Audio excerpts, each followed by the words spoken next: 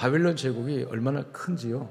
제국을 이루어가지고 약 120도, 그 도마다 고관들을 세워서 나라를 이끌어가는데, 유대인들을 효과적으로 또 다스리고 통치하기 위해서는 유대인들의 지도자, 그 중에서 한 사람을 뽑아서 총리를 만들어야 했다 해가지고, 즉 바벨론의 입장에서 볼 때는 이방인인 유대인 중에서 현명한 청년을 한 사람 뽑았어요. 그게 다니엘인데, 본국인도 아닌 사람이 총리가 됐고, 그 총리가 자기들 왕에게 신뢰를 받고 총애를 받게 되고 실권자가 되니까 수많은 정적들이 생겨가지고 어떻게 하든지 다니엘을 끌어내리려고 해요.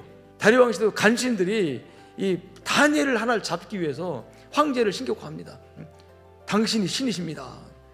지금부터 30일 동안 한시적인 법을 만드는데 어떤 조항을 넣냐면, 30일 동안은 누구든지, 이 나라의 백성들은 누구든지 어떤 신하든지 막론하고 오직 다리오 왕에게만 절하고 다리오 왕에게만 기도하고 다리오 왕에게만 예배하는 법을 만들었어요.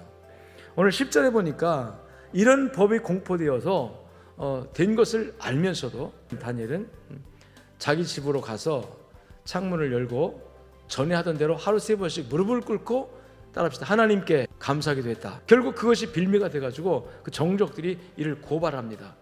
그래서 이제 왕 앞에서 재판을 받게 되는 거죠.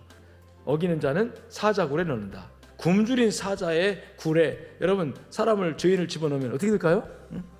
사자밥이 되는 거죠. 그러니까 형벌이 바로 그거예요. 이런 벌이 당연히 자기에게 있을 것을 알면서도 다니엘은 여전히 가서 하나님께 기도하였더라. 그냥 전에 하던 대로. 왜 이 전에 하던 대로라는 요 설명을 이 본문에다가 집어넣었을까?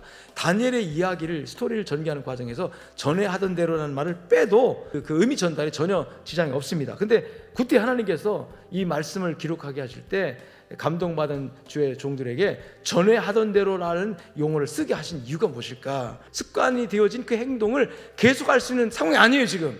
만약에 그 행동을 계속하면 어떤 결과가 주어지냐면 사자굴에 던져줘야 되는 결과가 이미 보여지는 거예요. 그런데도 불구하고 멈추지 않고 전에 하던 행동을 계속했다? 여기에 따라합시다, 거룩한 관성이 작용하고 있다.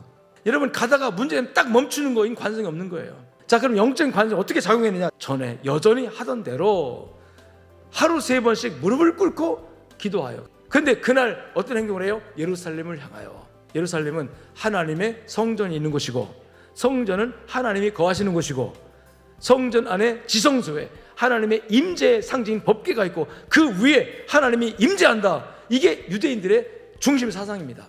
그렇다면 지금 다니엘이 어떤 생각으로 예루살렘을 향한 창문을 열어놓고 예루살렘 쪽을 바라보면서 오늘 자신의 그 문제를 놓고 하나님께 전해하던 대로 그날만 기도한 게 아니라, 지금 일이 터졌다, 문제가 생겼다, 고난이 왔다, 그러니까 빨리 기도하자, 그날만 기도한 게 아니라 전해하던 대로, 할렐루야, 자기의 영적인 관성, 영적인 습관에 따라서 전해하던 대로 여전히 특별한 기도가 아니에요. 특별 기도가 아니에요.